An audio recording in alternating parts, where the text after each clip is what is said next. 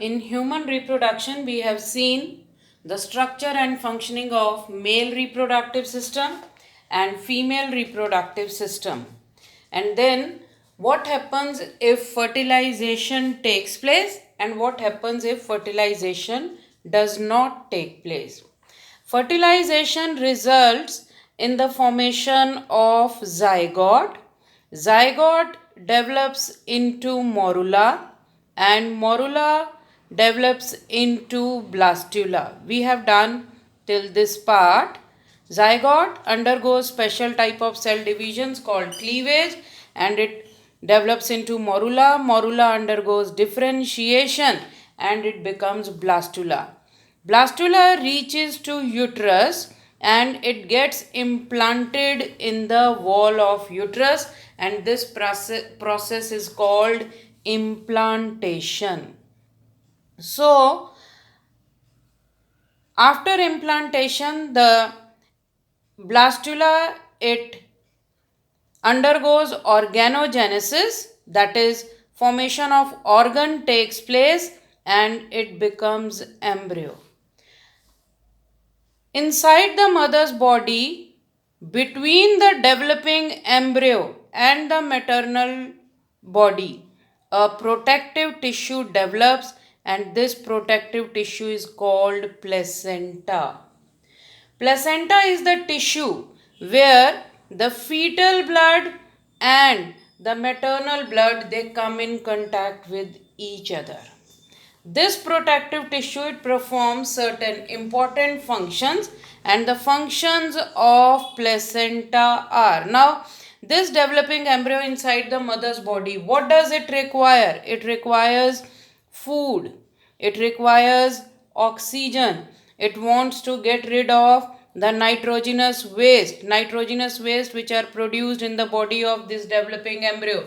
They are needed to be excreted out. The carbon dioxide produced in the embryo, it is to be excreted out. Whatever the urea or other nitrogen containing substances, nitrogen containing waste are produced, these are to be excreted and oxygen and food, they are required by this developing embryo. All these requirements, they are fulfilled by the placenta. So placenta is a tissue, protective tissue, which is present between the developing embryo and the maternal body. It provides, first of all, what are the functions of placenta? It provides food and oxygen to the developing embryo and it gives off, it removes carbon dioxide, nitrogenous waste and urea etc. from the embryo into the maternal blood. So we can say placenta, it acts as nutritive, respiratory and excretory organ of embryo. This is the role of placenta. Now, the next topic is population control. First of all, what is the need of population control? The population all over the world is increasing at an alarming rate. So, अगर इसी speed से population बढ़ती रही तो there will be scarcity of food, shelter, clothes, partners. Partners means mates. Oxygen. So this will lead to the competition for food, oxygen, shelter, etc. Now there is a need of population control.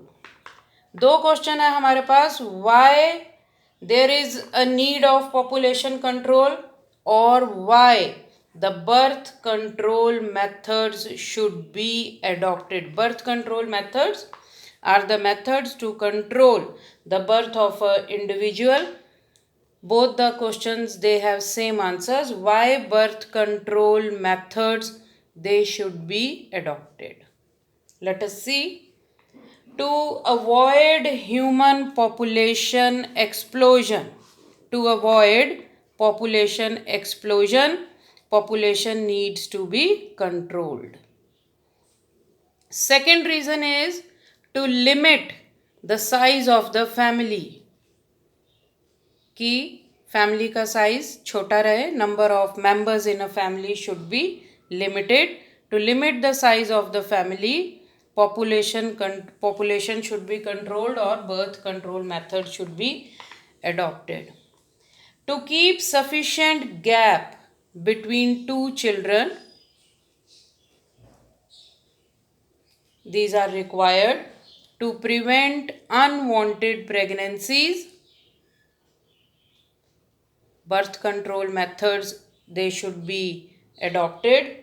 And because the frequent pregnancies, they may affect the mother and may cause mental strain also, so the birth control methods, they should be adopted. क्यों?